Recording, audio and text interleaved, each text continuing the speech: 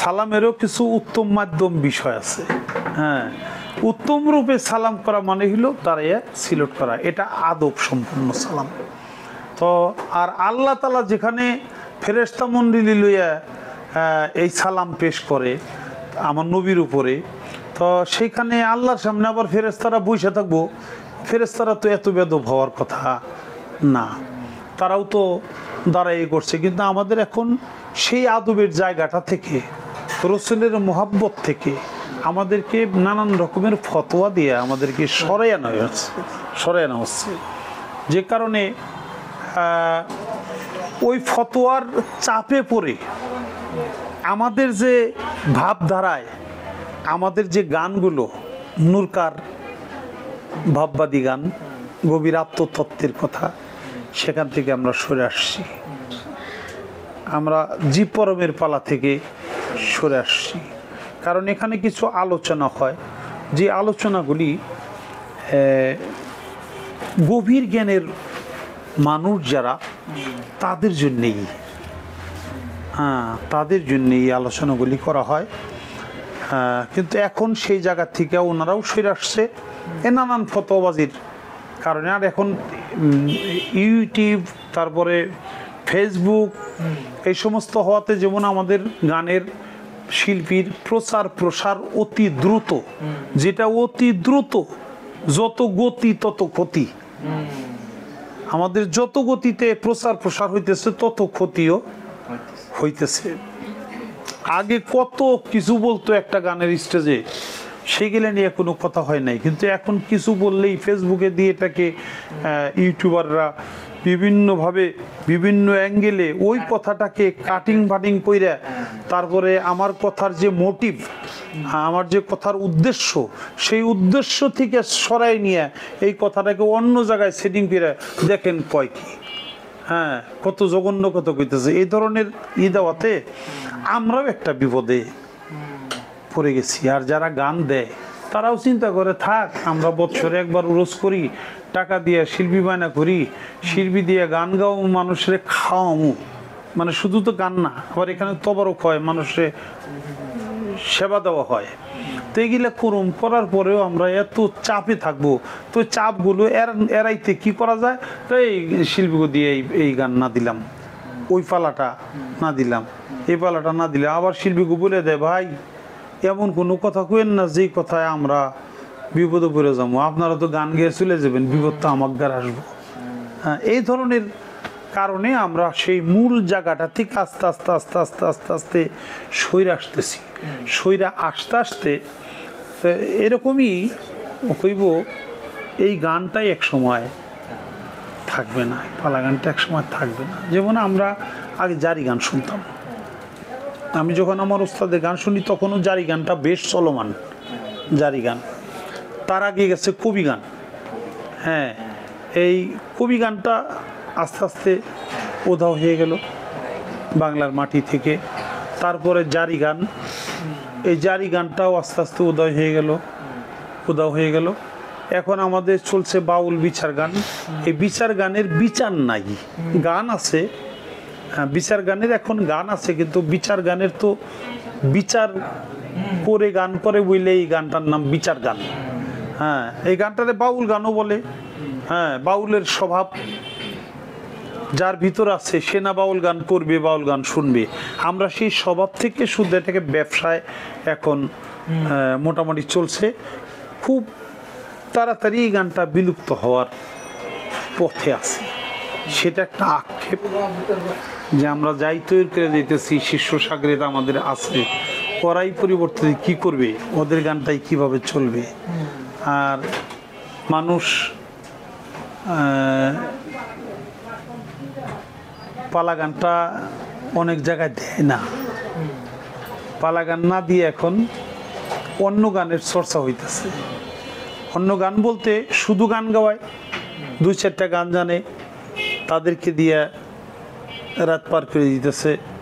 উনি 2টা-4টা গাইলো, উনি 4টা গাইলো, উনি 4টা গাইলো, এভাবে গান গিয়ে রাত পার করে দিতেছে। পালা গানটা এইভাবে আস্তে আস্তে হারায় যেতেছে। তো পরবর্তীতে এই গান থাকে কি না, এটাও একটা সন্দেহ। এর মধ্যে শুধু যারা গান দেয় তাদেরই দোষ নাই, আমাদেরও দোষ আছে, শিল্পীদেরও দোষ আছে। আমরাও অনেকে এই গানের জ্ঞান অর্জন না করেই আমরা গান করি। কিন্তু এই গানের জ্ঞান অর্জন করে যদি গান করতাম সবাই, আর যারা গান শোনে তারাও যদি শুনতো এই গানের জ্ঞান করে, তাহলে এই গানটা হারাইতো না। এটা বাংলাদেশের একটা কৃষ্টি কালচার, এটা বাংলার একটা ঐতিহ্য, এটা ধরে রাখার দায়িত্ব আমাদেরই ছিল।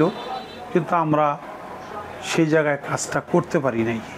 আমার বাড়ি দাওয়াত করে 10 বাড়ির 10 জন দাওয়াত করলাম আমার বাড়িতে খাবেন, আমি যদি সেখানে পোলাও গোস করি তাহলে তারা পোলাও গোস খাবে, কারণ আমি তো তাদেরকে খাবার দিব, আমি তো দাওয়াত করছি, আমার তো মেহমান আপনারা। এখন আমি যদি সেখানে পোলাও গোস করি আপনি পোলাও গোস খাবেন, আমি যদি সেখানে মাছ ভাত করি আপনি মাছ ভাত খাবেন, আমি যদি সেখানে খিচুড়ি করি তাহলে আপনি খিচুড়ি খাবেন। অর্থাৎ আমি যা খাইতে দিব আপনি তাই খাবেন।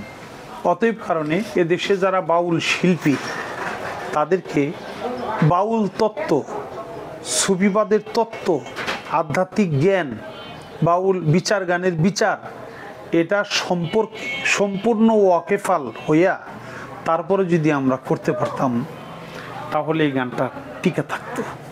তাহলে আমি যা জানি আমি তো তাই তৈরি দিব। কারণ ওখানে কমিটি বায়না করছে এখানে গান হবে, 2 জন শিল্পী মাইকিং করছে, মানুষ দাওয়াত পেয়ে আসছে, তারা যা খিচুড়ি তবরক যা যা খাওয়ানোর তারা খাওয়াইছে। এখন তাদের আত্মার খোরাকের জন্য আমাদেরকে বায়না করছে, আমরা গেলাম মঞ্চে, আমি যে গান গাবো ওরা সেই গানই তো শুনবে। হয়তো বড় জোর আমি ভালো না গাইলে কেউ মেয়ে তুমি ভালো গান গাইতে পারো না, পরের বছর আমারে নিবে না, এইটুকুই হবে। কিন্তু আমি তো যে শ্রোতাগুলি আমার এখানে আসলো সেই শ্রোতাগুলি আমি দিলাম কি? আমি যদি গান গাইয়া আমার জীবনে আমি যদি 2-1000 শ্রোতা তৈরি করতে পারি, কারণ একবারে কমও তো না, 61 বছর বয়স আমার, তা আমি মনে করেন যে 20 বছর বয়স থেকে তো পুরোপুরি গানে নেমে গেছি। তো 20 বছর বয়স থেকে যদি আমি গানে নামি তো আমার 61 বছর বয়স, তাহলে আমি কমও তো গাইলাম না। এতদিনে আমি যদি 500,000 ভালো শ্রোতা তৈরি করে দিতে না পারি তাহলে আমার গানের জীবনের এটা ব্যর্থতা। আর আমি যদি 500-1000 শ্রোতা বানাই, তা আর একজনও যদি বানায়, আর একজনও যদি বানায়, এরকম তো শ্রোতা বানাইলে সে না তারা ঠিক সেই গানগুলি শুনবে, ওই কথাগুলি শুনবে, ওই দামি গানগুলো। আমরা সেটা না যেয়ে বর্তমানে ধুমধারাক্কা গানের উপরেই বেশিরভাগ সময়টা কাটাইয়া দেই। বর্তমানে একটু মানুষের নাচানাচি, তারপরে 2টা গানের মাধ্যমে টাকা পয়সা উপহার পাওয়া, এইগুলার পিছনেই আমরা ব্যস্ত বেশি। এই গানগুলি হারায় যাওয়ার এটাও একটা কারণ। সেই ব্যর্থতা আমি আমাদেরকেই বলবো, অর্থাৎ শিল্পীদেরই বলবো। আক্ষেপ যে শিল্পী হইয়াও মানে গান কইরাও গানের মর্ম বুঝতে পারলাম না। ধন্যবাদ। আচ্ছা, এই মাজারকে আপনি কিভাবে দেখছেন আগে আর এখনকার একটা সামাজিক যে অবস্থা, এইটার পরিবর্তনটা এটা কি কেন হইছে? ওলি আল্লাহর মাজার, সেখানে আমাদের মতো গুনাহগার সাধারণ মানুষদের আশ্রয়। ওলি আল্লাহদের মাজারটা, একটা ওলি আল্লাহর মাজারে কত পাগল থাকে, যারে বাপ মায় রাখতে চায় না, বাপ মায় ভাত দিতে চায় না, বেকার কিংবা পাগল গার দূরে বাইর করে দেয়, যারে আশ্রয় দেয় না গ্রামবাসী, সেই লোকগুলি সে মাজারে আশ্রয় পায়। নিরাশ্রয়ের একটা আশ্রয়স্থল হলো মাজার। আর মাজার তো তাদের হয়, ওলি আল্লাহদের হয়, যারা অনেক কিছু হজম করে, যারা অনেকেরে নিজের কুলে টেনে নেয়, বুকে টেনে নেয়। এরকম মানুষদের, ওলি আল্লাহদের মাজার হয়, সাধারণ মানুষদের কোনো মাজার হয় না। আর মানুষ সেখানে এসে, আল্লাহকে তো আমরা কেউ দেখি না, আল্লাহ তো অদৃশ্য, আর দৃশ্যমান হইল আল্লাহর মনোনীত মানুষ। এই জন্য ওলি আল্লাহদের কাছে মানুষ যায়, বিভিন্ন মানত করে, নজর নেওয়াজ দেয় এবং সেখানে আশ্রয়স্থল হিসেবে থাকে। তো সেই জায়গাগুলো আগে মাজারে অনেক ভক্তি শ্রদ্ধা ছিল, মানুষ মানত করত, ঢোল বাজনা বাজাইয়া সেখানে সিন্নি দিত।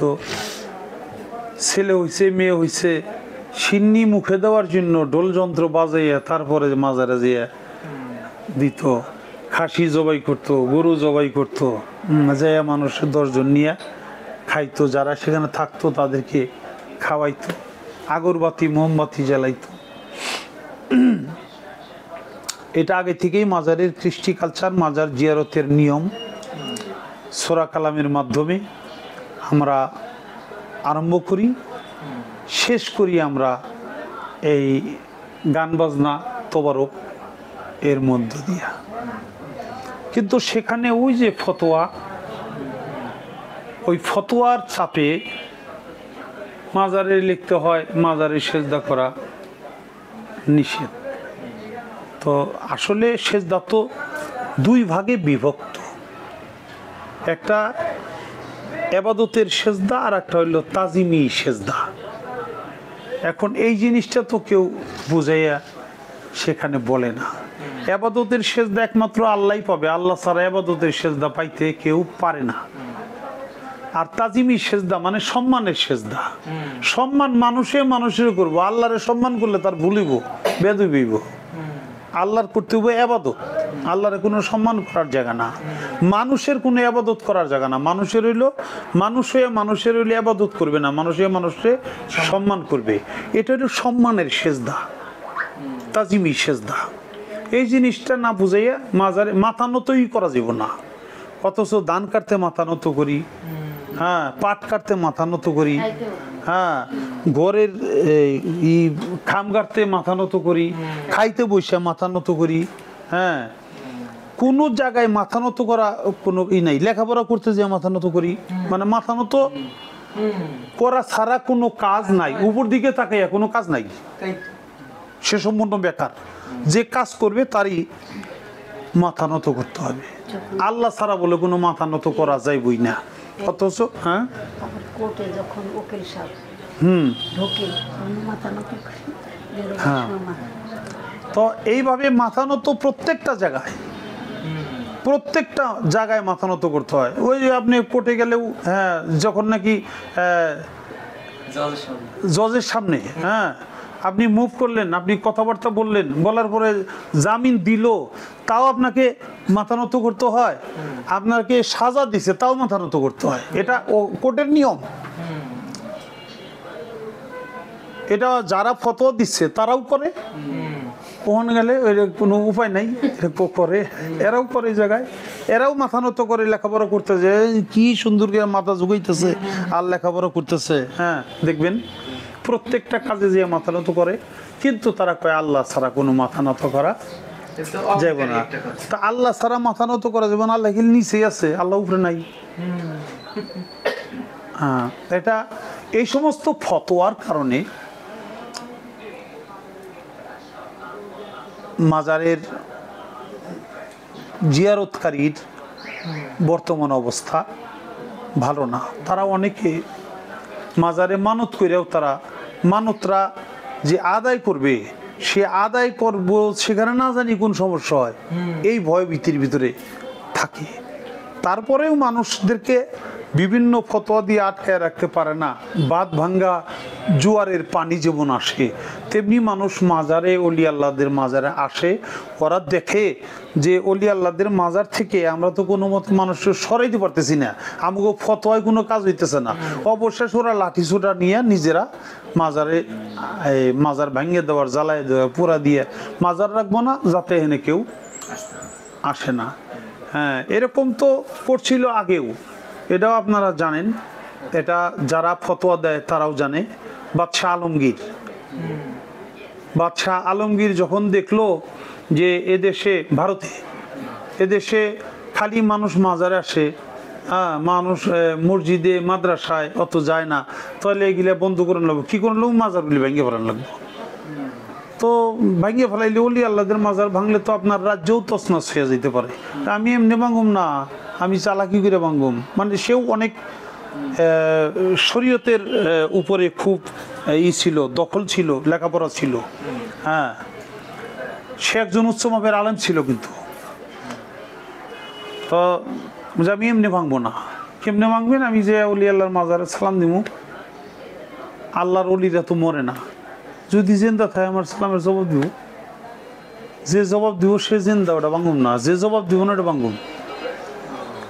এই বুদ্ধি করে যখন তারা মাজার ভাঙ্গার জন্যই গেছে, 39টি মাজার এইভাবে সালাম দিছে, জবাব দেয় নাই, ভেঙে ফেলাইছে। অবশেষে হজরত খাজা মঈনুদ্দিন চিশতি রহমতুল্লাহ আলাইহি ভারতবর্ষে যিনি 99 লক্ষ লোকরে মুসলমান বানাইছে, 1 লক্ষ মতান্তরে 2,24,000 পয়গম্বর, এই সমস্ত নবী রাসূলরা মিলেও 99 লক্ষ মুসলমান বানাইতে পারেনি।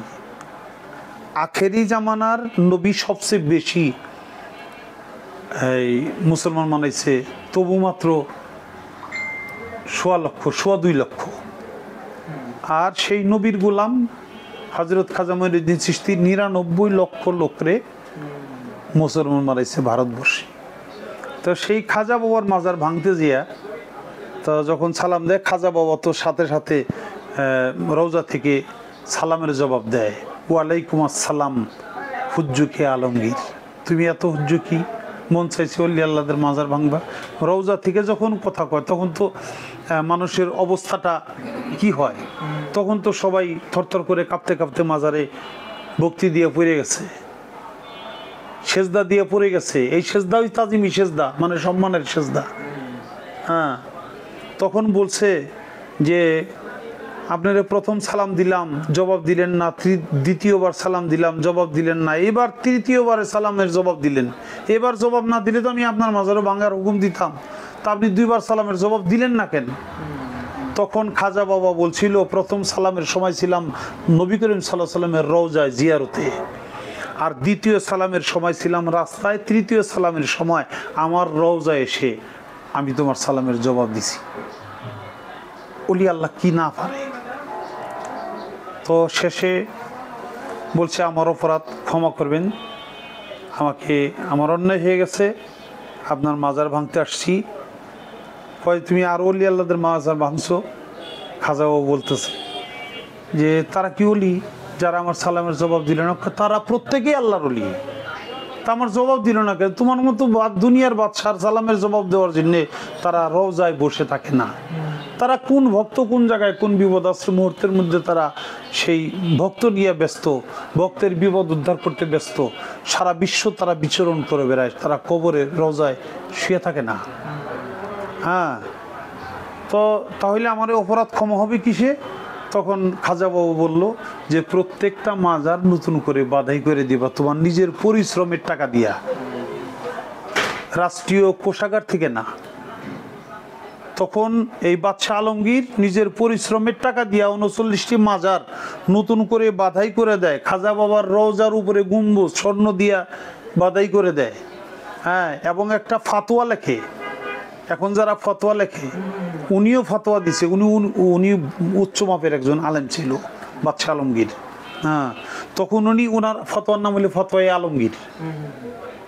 ফতোয়া আলমগীরের 39 অনুচ্ছেদে তিনি বলছে, সাবধান সাবধান, কোনো অলি আল্লাহর রওজায় তোমরা যেন কোনো বেয়াদবি না করো, যদি করো তাহলে তোমাদের সব কিছু ধ্বংস হয়ে যাবে। এই ফতোয়া ওনারাও পড়ছে, পড়লে কি ওনারা তা মানবে না। আর না মানারও কারণ আছে, আল্লাহ তাআলা যার অন্তরে মোহর মেরে দেখে কোনো দিন সত্যের দেখা পায় না। অলি পর্যায়ের মুর্শিদকে হাদি রূপে, পথ প্রদর্শক রূপে তারা পাবে না। একটা বিষয় একটু জানতে চাচ্ছিলাম, সেটা হচ্ছে আপনার যে পীর উনি কোন ঘরানার? আমাদের এখানে যে এই পীর মুর্শিদদের যে এখানে আমরা দেখি, ঘরানা বলতে আমি বলি আপনাকে, আমার মুর্শিদ কিবলা হলো আওলাদে রসুল নবী করিম সাল্লাল্লাহু আলাইহি সাল্লামের 41তম বংশধর হলো আমার মুর্শিদ কিবলা হযরতুল আল্লামা শাহ সুফি সৈয়দ হাসিব আল হাসান রেজভি আল চিশতি নিজামি রহমতুল্লাহ আলাইহি। তো ওনাদের পূর্বপুরুষেরা মদিনার, অর্থাৎ তারা ইমাম হোসেন আলাইহিস সালামের যে সন্তান জয়নাল আবেদিন, সেই জয়নাল আবেদিনের বংশধর। এই জন্যে তারা আওলাদে রসুল, তারা রসুলের বংশধর, তারা অরিজিনাল সৈয়দ, যাকে বলে ফাতিমি সৈয়দ। অর্থাৎ হজরত আলী কারমাল্লাহ ওয়াজহুর তো আরও স্ত্রী ছিল, ফাতেমাতুজ জাহরা সালাম আল্লাহু, ওনার উফাতের পরে তো মাওলা আলী আরও বিয়ে করে, সেই ঘরেও সন্তানাদি হয়, তারাও কিন্তু সৈয়দ। সৈয়দ কিন্তু মাওলা আলীর বংশধর, তারাও সৈয়দ, কিন্তু তারা ফাতিমি সৈয়দ না। ফাতিমি সৈয়দ হলে ইমাম হাসান আর ইমাম হুসাইন আলাইহিস সালাম, তারা দুইজন। এদের বংশ থেকে যারা আসছে তারা প্রত্যেকেই অরিজিনাল আওলাদে রসুল। আমার মুর্শিদ কেবলা সেই রসুলের 41তম বংশধর। ওখান থেকে নবী করিম সাল্লাল্লাহু আলাইহি সাল্লামের আদেশে এ দেশে তারা অনেকগুলি লোক চলে আসে। আর তার আইসা বাংলাদেশে প্রথম তারা যে আস্তানাটা তৈরি করে থাকে সেটা হইল কলাকুবা বান্দরা, ওইখানে মহাদেবপুর একটা জায়গা, নবাবগঞ্জ থানা, ওই কলাকুবা বান্দরার পাশেই এটার নাম হইল মহাদেবপুর। ওইখানে তারা এসে আস্তানা করে। তখন ওই খ্রিস্টানরা জোর করে মানুষদেরকে খ্রিস্টান বানাইতো। তখন ওনাদের সাথে একটা যুদ্ধ হয়, সেই যুদ্ধে অনেক লোক শহীদ হয়, খ্রিস্টানরাও অনেক মারা যায়, শহীদ হয়, ওনারাও অনেক শহীদ হয়। তখন কেস করে হলো কোর্টে, ঢাকা কোর্ট।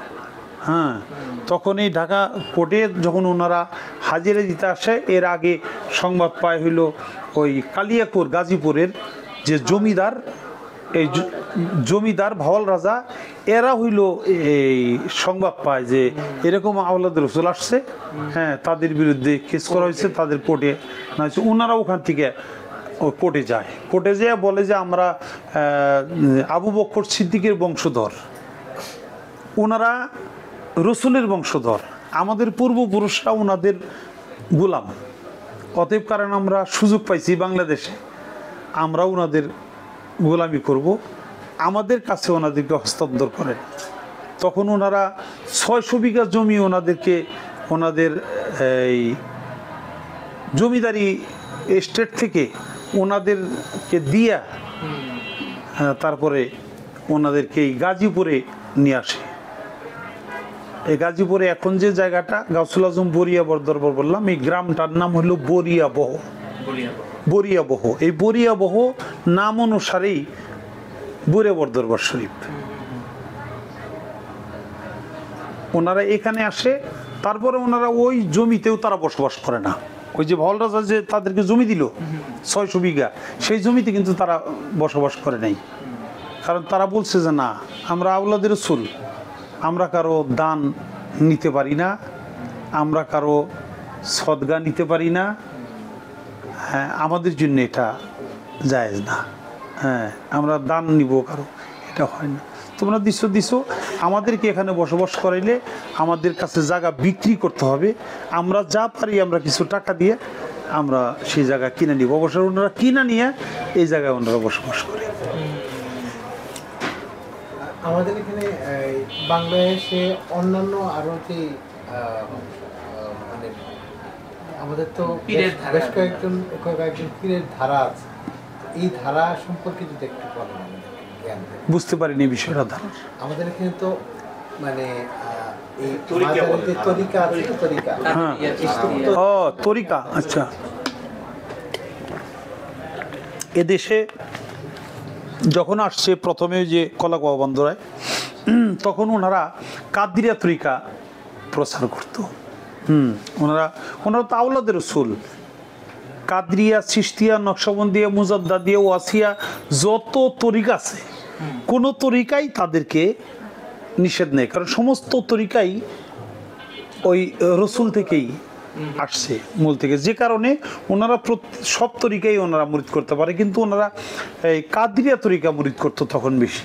কিন্তু এখানে গাজীপুরে যখন এরা স্থানান্তর হইল, আইসা দেখলো এরা মানুষেরা গান বাজনার উপরে আসক্ত বেশি। তো মানুষ কি চায়, তাদের মনের চাহিদাটা কি, এই চাহিদাটা বুঝা তারা ওই চিশতিয়া এবং কাদরিয়া এবং চিশতিয়া এই দুই তরিকাই তারা মুরিদ করে। তবে চিশতিয়া তরিকার প্রাধান্যটা এরা বেশি দেয়, এই জন্য তাদের নামের সাথে চিশতিয়া ব্যবহার করা হয়। একটা শেষ এবং চিশতিয়া তরিকায় খানওয়াদা, নিজামিয়া, চিশতিয়া তরিকারও 5টা খানওয়াদা আছে, 5টা খানদান আছে। হ্যাঁ, তার মধ্যে আমার মুর্শিদ কেবলার যে চিশতিয়া তরিকার যে ঘরানা, এটা হলো এই নিজামিয়া খানদানি, খানওয়াদা।